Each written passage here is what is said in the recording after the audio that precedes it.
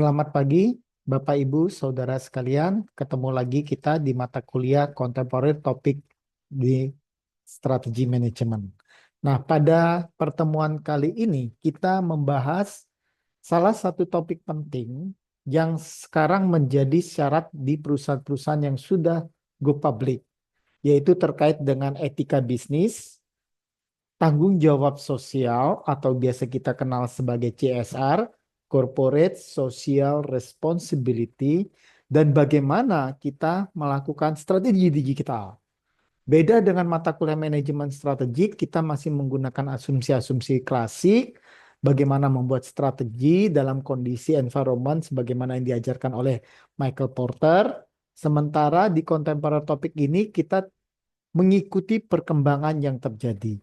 Salah satu perkembangan yang terjadi adalah kita tidak lagi berbisnis secara offline semata, tetapi juga online. Nah, bagaimana kita memanfaatkan bisnis secara online ini? Maka kita perlu memasukkan strategi digital.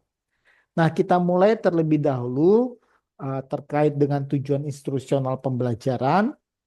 Di sini kita diharapkan peserta dapat menjelaskan tiga hal: pentingnya etika bisnis, yang kedua tanggung jawab sosial, dan ketiga bagaimana memanfaatkan strategi digital di era abad 21 ini.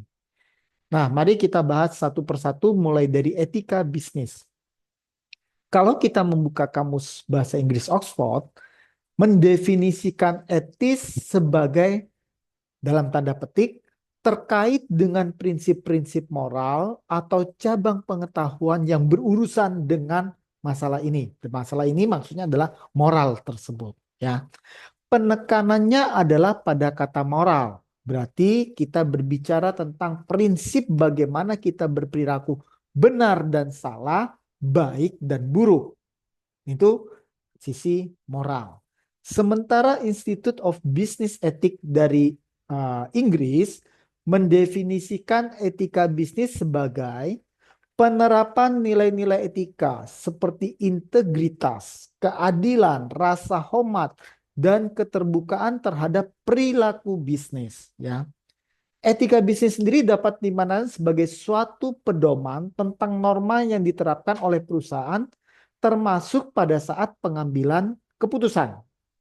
Nah, kemudian kita berlanjut setelah kita memahami definisi terminologi etis, maka atau etika, maka kita lihat berikut adalah bagaimana perilaku etis. Nah, etika didasarkan pada nilai yang dianut benar atau salah, sangat dipengaruhi budaya yang telah terbentuk di organisasi tersebut atau di masyarakat.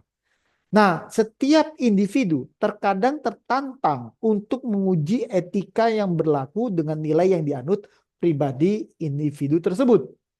Ada 5 pandangan terkait dengan perilaku etis, yaitu pandangan utilitarian, keadilan, hak moral, individualisme, dan hubungan bisnis dan masyarakat.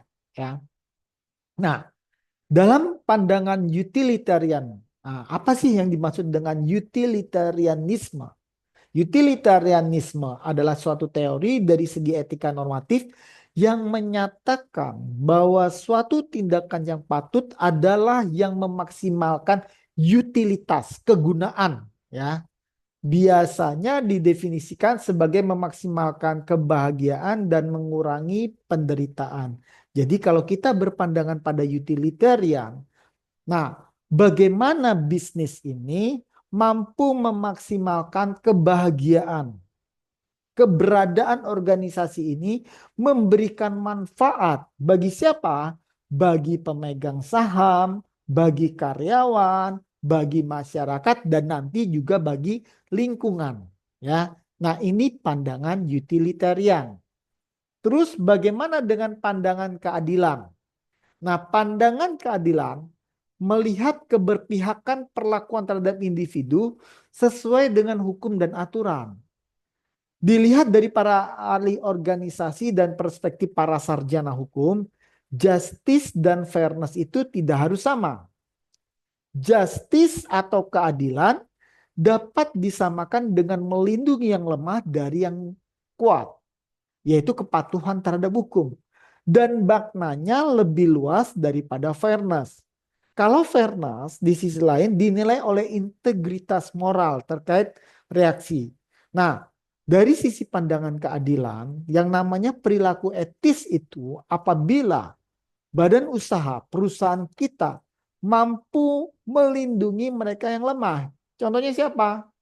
Karyawan, ya, buruh, ya. Bagaimana buruh kita lindungi dan kita anggap sebagai aset yang berharga, aset sumber daya manusia yang vital bagi organisasi, bukan ditekan-tekan. Nah, sehingga kalau saudara tahu yang namanya Apple pernah memberikan warning kepada suppliernya di China terkait dengan perilaku perusahaan-perusahaan China yang memproduksi handphone Apple di China, di mana Apple memberikan warning terkait lingkungan kerja yang pengap, kemudian panas pabriknya dan sebagainya. Sehingga waktu itu Apple mengancam bahwa pekerjanya harus ditreatment secara manusiawi.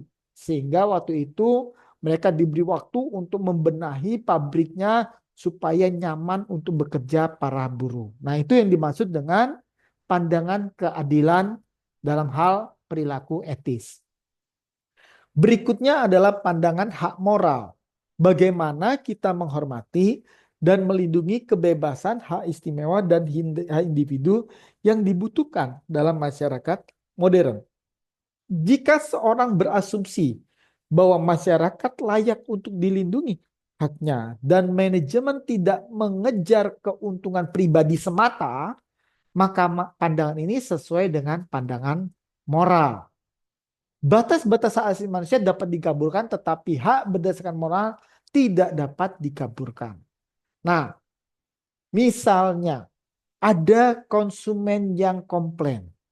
Bagaimana perusahaan mampu menanggapi komplain tersebut dengan bijaksana? Salah satu perusahaan yang cukup baik, itu yang terkenal baik adalah di Indonesia, Astra. Grup Astra itu mewarisi filosofi dari pendirinya yaitu William Suryajaya. Bahkan ketika kita banyak membaca buku-buku tentang etika bisnis di Indonesia, salah satu tokohnya adalah William Suryajaya. Ya, nanti kita lihat di belakang ya. Terus berikutnya adalah pandangan individualisme. Nah, di sini bagaimana perusahaan mampu memahami bahwa karyawan mempunyai kepentingan pribadi jangka panjang. Contohnya apa? Mungkin karyawan itu ingin punya rumah untuk keluarganya, kemudian pendidikan anaknya, sehingga sudah selayaknya perusahaan membuat tindakan yang inline dengan tujuan kepentingan pribadi jangka panjang tersebut. Nah, ini yang dimaksud dengan pandangan individualisme. Jadi kita jangan sekedar menekan upah buruh, dan itu sangat tidak disarankan. Ya. Kemudian berikutnya kita akan beralih kepada tanggung jawab sosial. Nah, tanggung jawab sosial atau corporate social responsibility merupakan komitmen usaha untuk bertindak secara etis, beroperasi secara legal, dan berkontribusi untuk peningkatan ekonomi bersama dengan peningkatan kualitas hidup dari karyawan dan keluarganya, komunitas lokal, dan masyarakat yang lebih luas. Jadi kita bertanggung jawab secara sosial, ya. Nah, ini penting dan menjadi isu yang relevan hari ini. Bagaimana perlakuan perusahaan terhadap masyarakat di sekitarnya, karyawan, keluarganya, bahkan nanti lingkungan. Nah, ada 4 model CSR yang umumnya diterapkan oleh perusahaan di Indonesia. Di antaranya apa?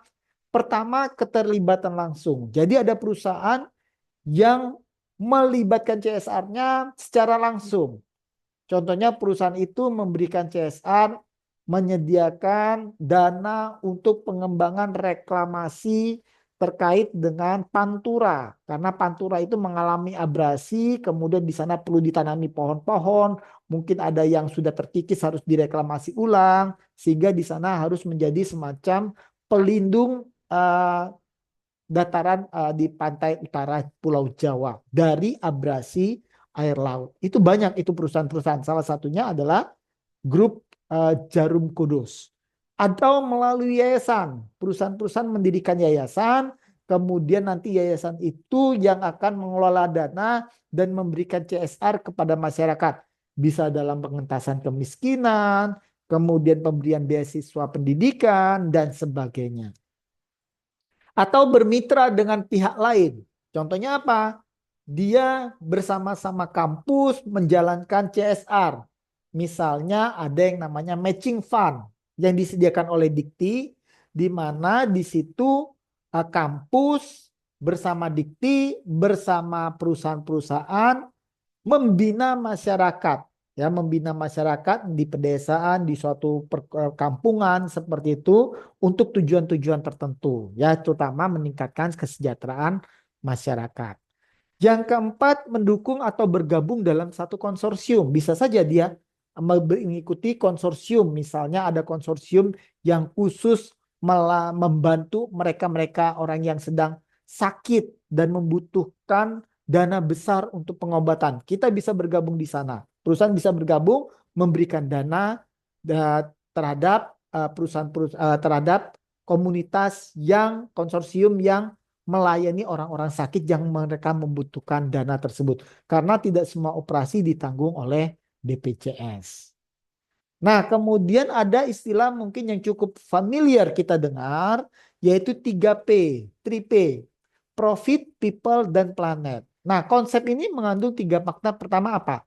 Perusahaan tetap harus memperoleh laba. Kenapa?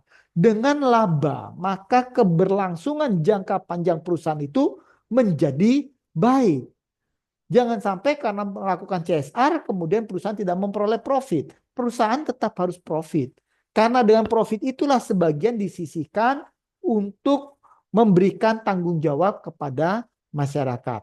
Dan profit itu penting sebagai tanggung jawab perusahaan kepada pemilik perusahaan, pemegang saham yang merupakan pendiri perusahaan itu. Nah, yang kedua adalah people.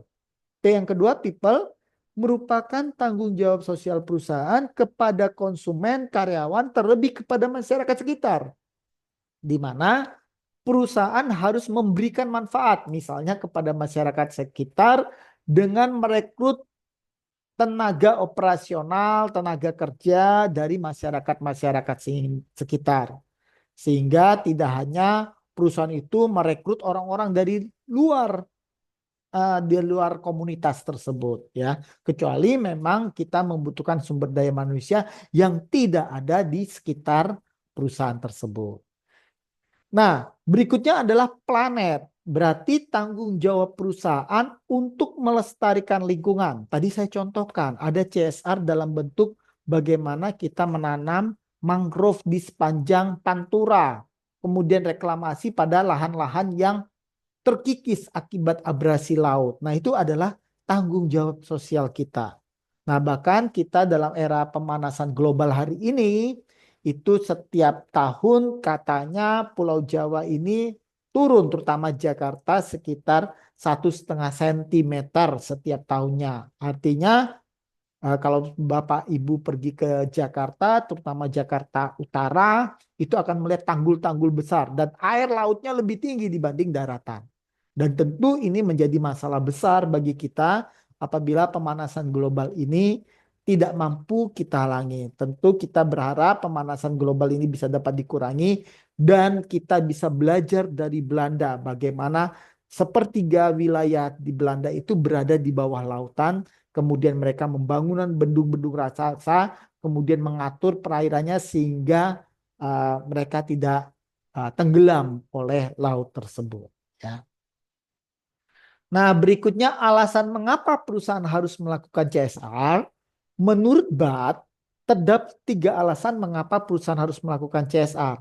Yang pertama, harus patuh terhadap peraturan nasional. Nah, di Indonesia terkait kewajiban CSR itu diatur dalam Undang-Undang Perseroan, di mana perusahaan wajib menyisihkan dana untuk melakukan tanggung jawab sosial. Ini agak beda dengan luar negeri. Di luar negeri kegiatan CSR itu adalah sifatnya secara sukarela. Nah, sementara di Indonesia diwajibkan. Ada sisi positifnya, ada sisi negatifnya. Dengan sisi positif berarti perusahaan mau tidak mau melakukan pengeluaran dana untuk CSR-nya. Namun di sisi negatifnya karena mereka merasa dipaksa, akhirnya yang terjadi CSR-nya asal-asalan. Yang penting pokoknya keluar. Ya sudah, misalnya salah satu perusahaan itu mengasih tong sampah ke RT RW. Ya sudah, setelah dikasih selesai acara. Acara formil pemberian apa itu tong sampah di suatu kelurahan, kemudian bagi-bagi, selesai. Sudah, tidak ada tindak lanjutnya. Nah, padahal harapannya tidak seperti itu. Alangkah baiknya tidak sekedar memberi tong sampah. Mungkin bisa membuat usaha misalnya bank sampah. Di mana di situ uh, perusahaan membantu masyarakat RT RW atau kelurahan tersebut membentuk bank sampah. Di mana sampah tersebut bisa diolah. Sampah plastik diolah ulang, sampah-sampah yang bisa dijadikan pupuk diolah ulang seperti itu. Itu jauh lebih baik dan sustainable dibanding sekedar karena terpaksa maka diberi tong sampah sudah itu ditinggal pergi. Yang kedua meminimalisasi resiko. Resiko apa? Kalau perusahaan terlalu profit oriented dan tidak memperhatikan karyawan, tidak memperhatikan masyarakat, suatu saat bisa didemo oleh masyarakat. Dia merekrut karyawan bukan melibatkan karyawan-karyawan teknis operasional pada masyarakat sekitar. Nanti suatu saat bisa didemo karena masyarakat sekitar merasa keberadaan perusahaan tidak memberikan nilai lebih bagi masyarakat sekitar. Nah, yang ketiga adalah pembentukan nilai. Jadi, dengan perusahaan melakukan CSR, maka nilainya, value di mata konsumen dan masyarakat, perusahaan itu menjadi positif. Dampaknya apa? Citranya menjadi lebih baik sehingga nanti banyak masyarakat yang mau mempergunakan, mengkonsumsi produk perusahaan. Karena mereka merasa, oke, perusahaan ini sangat bagus. Contohnya apa? Contohnya Jamu Sido Muncul yang melakukan CSR, bagaimana dia melakukan mudik gratis, ditempatkan berangkat bersama-sama di Monas Jakarta, dia sewa bus jumlahnya puluhan, kemudian seluruh penjual jamu yang berada di Jakarta boleh pulang gratis, mudik gratis selama masa Lebaran. Dampaknya apa? Kita melihat, kita sebagai konsumen senang. Oh, ternyata saudara-saudara kita yang menjadi penjual jamu itu dihargai oleh Sido Muncul. Besoknya ketika saya membeli jamu, ya saya beli jamu tolak angin Sido Muncul. Seperti itu. Karena saya berpendapat bahwa dengan saya membeli produk-produk Sido Muncul, maka saya berharap program-program positif dari Sido Muncul itu bisa sustainable. Misalnya tadi itu melakukan mudik gratis bisa ada seterusnya untuk membantu saudara-saudara kita yang menjadi penjual jamu ya. Terus berikutnya kita pindah kepada strategi digital. Nah, ini menjadi penting. Kenapa? Pasca pandemi COVID, waktu COVID kita berubah dari offline menjadi online. Nah, pasca COVID, apa yang terjadi? Apakah kita kembali ke offline kemudian meninggalkan online? Tentu jawabannya tidak. Keduanya sekarang berjalan beriringan. Maka beberapa perusahaan harus sudah memikirkan bagaimana memanfaatkan platform baik offline dan online secara bersama-sama. Itu yang kita sebut sebagai omni channel marketing. Jadi kita tidak fokus, oke, kita hanya offline saja, kemudian ketika COVID kita online saja, namun kita dua-duanya, ya. Itu dilakukan oleh misalnya Sephora. Sephora dulu menjual offline. Nah, dia punya website. Kemudian ketika terjadi COVID, dia memperbaiki sehingga pemasaran melalui online-nya menjadi bagus. Jadi kita bisa mencoba misalnya para wanita pengen coba lipstick, dia bisa membuat di website, kemudian ada kamera, nanti dia pakai ya, dia pakai kemudian pakai warna apa akan terlihat seperti itu. Nah, pasca COVID, apakah yang online ini dimatikan? Tidak, tetap berjalan. Nah, terus bagaimana manfaatnya? Nah, online tetap dimanfaatkan bisa saja kita mencocokkan menggunakan online, lipstiknya misalnya tadi para ibu-ibu, nanti kemudian mengambilnya di pasar yang offline, di Tunjungan Plaza atau Galaxy Mall yang ada offline channelnya Sephora. Itu yang terjadi hari ini. Oke? Jadi kita tidak lagi terpisah, oh ini bisnis offline, ini bisnis online. Tidak, semua sekarang berjalan. Bagaimana perusahaan memanfaatkan online tersebut dalam rangka mendukung penjualan perusahaan. Nah, untuk itu pasca pandemi COVID, fenomena belanja melalui platform e-commerce ini menjadi suatu keniscayaan. Berarti perusahaan harus mempunyai strategi khusus melalui internet dan digitalisasi. Tidak cukup lagi perusahaan hanya membuat offline saja. Nah, ini terjadi pada Walmart juga. Kalau di Indonesia mungkin pada Indomart dan Alfamart. Kalau dulu kita mau beli sebelum COVID, kita datang ke Indomart, ke Alfamart. Pada saat pandemi COVID, mereka mengirimkan barang tersebut. Kita masuk ke website, masuk ke melalui sistemnya Indomart dan Alfamart atau Walmart yang di dunia. Kemudian kita beli barang, kemudian barang itu dikirim ke rumah kita. Nah, kalau sekarang bagaimana? Dua-duanya dipergunakan. Ya, kalau kita pas pulang lewat counter Indomart dan Alfamart, kita bisa langsung beli. Tapi kalau kita berada pada posisi misalnya hujan atau kita sedang lagi malas di rumah, lagi bersantai di rumah, kita bisa melakukan pembelian melalui Indomart, Alfamart online tersebut. Nah, strategi digital ini harus dimanfaatkan penuh oleh perusahaan hari ini. Nah, terus bagaimana? Untuk bisa memanfaatkan strategi digital ini, maka perlu perusahaan membentuk e-organisasi. Nah, organisasi kita tidak lagi berpikiran secara offline, tetapi juga online. Evolusi menuju e-organisasi ada 7 kunci yang harus diperhatikan. Pertama, struktur organisasinya bagaimana, kemudian kepemimpinannya seperti apa, orang dan budaya, penyelarasan antara platform offline dan online, pengetahuan, aliansi, dan kualitas pemerintahan. Ini akan menuju pada organisasi yang berbasis e-organisasi. Nah, perusahaan perlu melakukan itu. Karena ke depan juga pemerintahan juga melakukan e-digitalisasi semua. Ya, termasuk pengadaan tender-tender juga melalui e-procurement. Ya. Nah, kunci pendorong strategi digital itu ada eksternal dan internal organisasi. Yang mendorong dari sisi eksternal apa? Konektivitas yang semakin meluas, ya, dengan jaringan 5G sekarang, walaupun 5G baru ada di kota-kota, nanti ke depan diharapkan seluruh Indonesia menjadi terakses konektivitasnya melalui 5G, di mana ini akan merubah bisnis secara umum karena 5G koneksinya cukup cepat sekali, ya. Kemudian munculnya kelimpahan informasi. Bahkan hari ini kita kalau mencari suatu kata informasi, baik itu di Google ataupun di artificial intelligence, informasinya banyak sekali. Dan keberlimpahan informasi ini memerlukan manusia untuk melakukan screening, memilah-milah, ya. Termasuk hoax juga menjadi bercampur aduk, dan kita diminta bijaksana memisahkan mana informasi yang benar, mana yang sifatnya hoax. Kemudian adanya digitalisasi eksternal membuat rantai pasok menjadi global.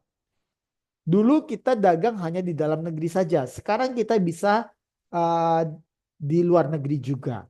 Kita bisa beli barang dari luar negeri. Nah, rantai pasok global ini menjadi keniscayaan di hari ini. Peningkatan harga atau kinerja IT, ya. Kinerja IT semakin baik, tapi ada membuat juga harga IT semakin mahal, ya. Handphone semakin mahal. Dan memang ada handphone-handphone yang teknologinya sudah menjadi kadaluarsa, itu dia bisa jual murah, ya. Itu untuk bagi yang low income, ya. Pertumbuhan cloud computing, komputasi awan, di mana kita tidak lagi menyimpan data di flash disk, di hard disk, tetapi sudah di cloud sehingga ketika kita buka dimanapun semuanya sama. Berikutnya adalah munculnya data-data besar, big data.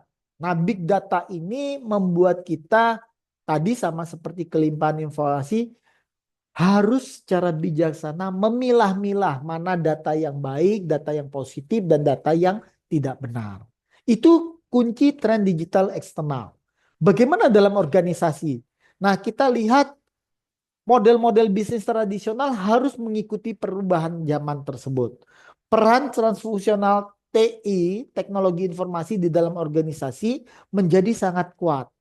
Nah, bahkan perlu dibuat namanya CIO, Chief Information Officer. Jadi yang bergerak di bidang IT, Information Technology. Nah, kemudian seluruh SDM diharapkan semakin akrab dengan teknologi informasi, termasuk di Ubaya. Kita juga bekerja sama dengan Coursera. Jadi di Coursera itu kita bisa melakukan pembelajaran, brainstorming dengan seluruh dunia, perguruan tinggi baik. Dan termasuk kita bisa membuat modul-modul yang versi Indonesia yang ditargetkan untuk pasar Indonesia. Ingat, pasar Indonesia adalah market keempat terbesar di Indonesia. Di dunia, kita penduduk nomor 4 di dunia. Maka mungkin saja kita bisa membuat Coursera Builder untuk pasar Indonesia. Nah, kombinasi antara perubahan eksternal dan internal itu akan membuat ruang lingkup strategi bisnis digital kita harus dilakukan penyesuaian.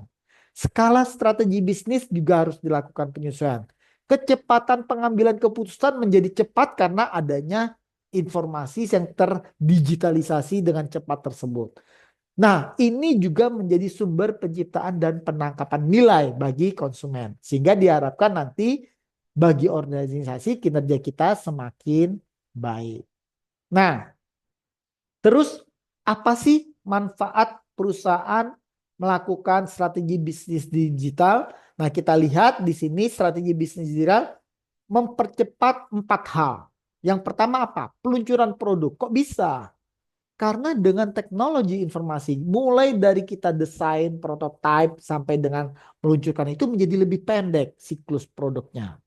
Kemudian kecepatan pengambilan keputusan. Dengan data yang big data, kemudian datanya bisa secara real time, maka keputusan yang diambilkan oleh tim manajemen bisa dilakukan dengan cepat dan tepat. Kecepatan membentuk rantai pasok, ya. Kita bisa membangun jaringan rantai pasok tidak hanya secara nasional, namun juga secara global. Kemudian kecepatan membentuk jaringan dan adaptasi. Adanya perubahan-perubahan bisnis lingkungan apabila kita dalam suatu jaringan, maka itu kita akan saling menginformasikan dalam jaringan tersebut. Itu keuntungan dari adanya strategi bisnis digital yang mempercepat 4 hal tersebut. Terus kemudian 4 dimensi yang terkait dengan sumber daya dalam strategi bisnis digital apa saja?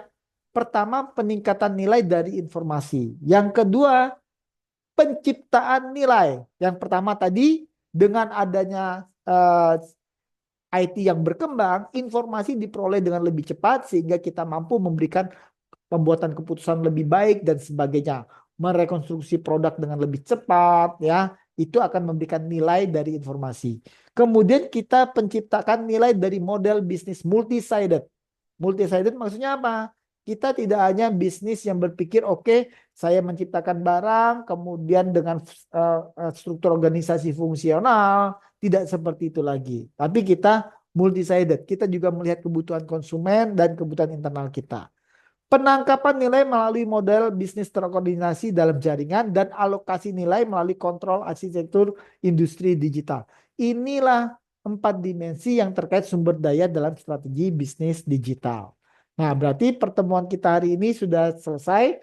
Jadi ada 3 hal yang wajib kita perhatikan hari ini, yaitu pertama etika dalam berbisnis, yang kedua tanggung jawab sosial, dan bagaimana kita memanfaatkan perkembangan teknologi platform online menjadi terintegrasi dalam bisnis kita. Sehingga kita tidak lagi hanya offline tetapi sudah combine dengan online atau yang biasa kita sebut sebagai omni channel marketing. Oke, sampai ketemu.